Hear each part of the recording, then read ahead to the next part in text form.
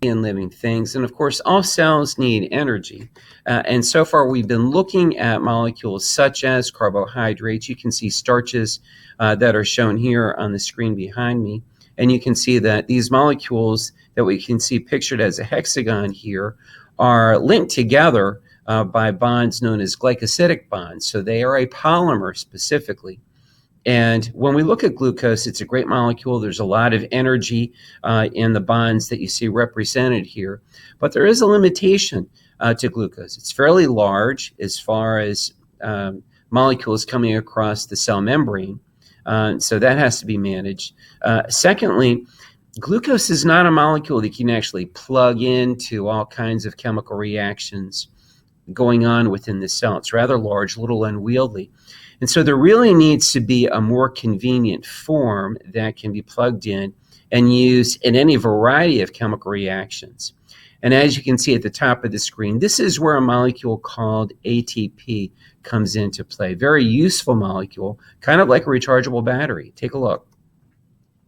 What ATP does is it transfers energy from the breakdown of food molecules for cell functions, for a whole host of cell reactions. All right, and it's released when a phosphate group is removed. Keep in mind, the chemical bonds are what store the energy in molecules. And so when this phosphate group, I'll show you in a minute, when that's removed, a significant amount of energy is released. And so a molecule is charged up to become ATP when that phosphate group is added on. We refer to that as ADP. And take a look at this diagram. So as sugar is going to be processed, as carbohydrates are processed, that energy is going to be used to add a phosphate molecule onto this molecule that you see at the bottom of the screen. Keep in mind here that phosphate molecules have a negative charge. And so they don't like to be bound to one another. Remember that opposites attract, but like charges repel.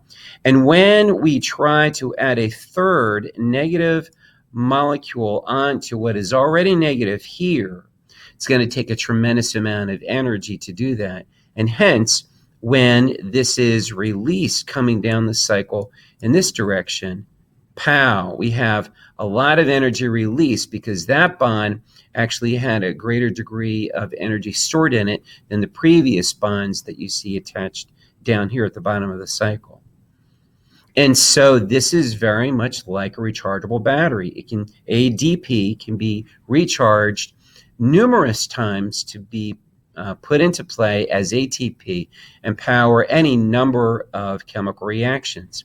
It'll plug into a protein, and then those chemical reactions that require energy can be managed and they can go forward in this process. And so the need then arises within all cells. How are these ATP molecules, how are they going to be recharged again and again and again?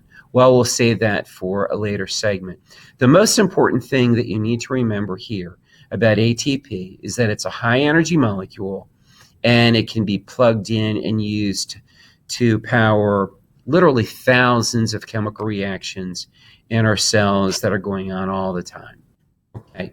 Now, where does the energy come from in order to recharge these ATP molecules? Take a look. We have a variety of carbon-based molecules that can be used to produce more ATP. I have them listed here. We already mentioned carbohydrates, okay, which is a good part of the food that you and I eat. They're commonly used to break down ATP.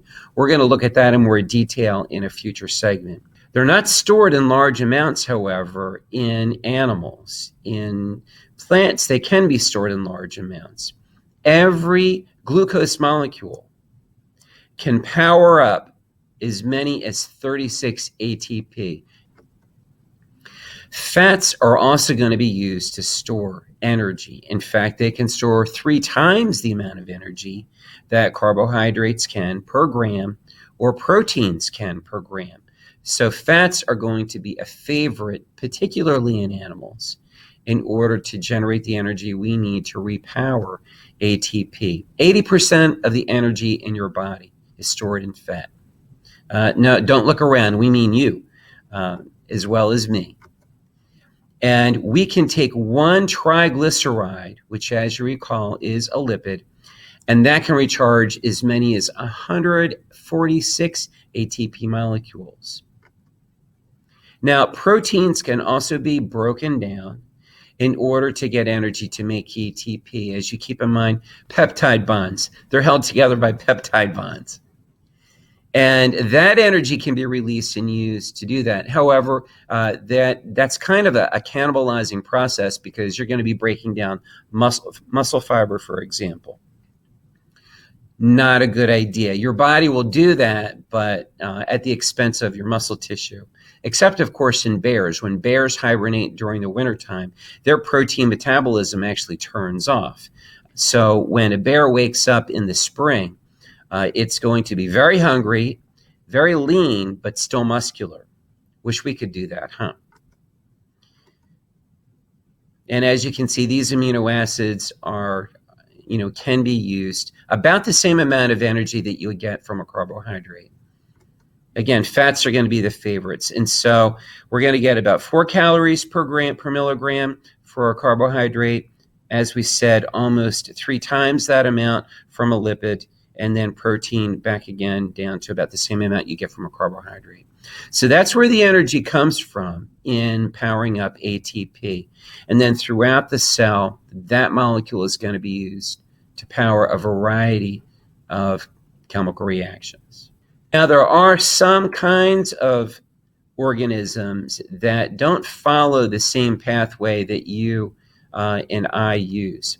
Instead of, like in plants, using sunlight to get energy, which is photosynthesis, there are other molecules that are going to live in a place where there's no sunlight. And what they're going to do is they're going to break down molecules such as salt, such as sulfur compounds that are found at the bottom of the ocean, for example, along those crustal ridges that you learned about in earth science.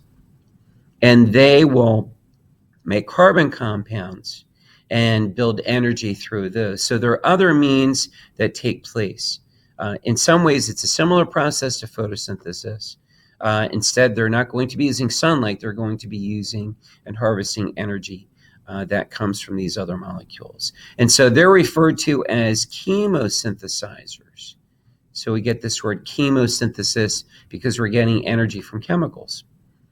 And you can see that pictured here. Okay, thanks for watching. Bye-bye.